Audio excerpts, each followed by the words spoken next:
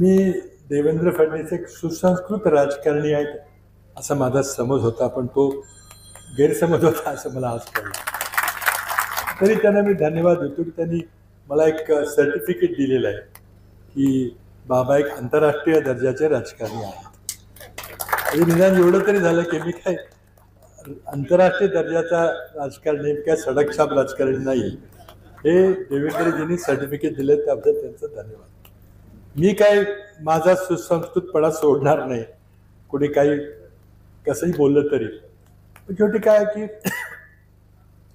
मी मुख्यमंत्री असताना काय काम केलं ते रेकॉर्ड आहे, ते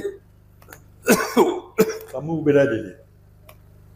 आता सरकार भारतीय जनता पक्षाचं आहे, दिल्लीत आहे, महाराष्ट्रात आहे. कराडच्या नगरपालिकेच्या नगराध्यक्ष गेल्या 7 वर्षापासून भारतीय जनता पक्षाचा आहे. त्यांनी काय काय विकासाचे दिवे लावले हे खरं म्हणजे सांगितलं पाहिजे. दक्षिण कराडमध्ये गेल्या 10 वर्षामध्ये किती कामं झाली. लोकसभा निवडणुकीचा निकाल धक्कादायक निकाल लागला.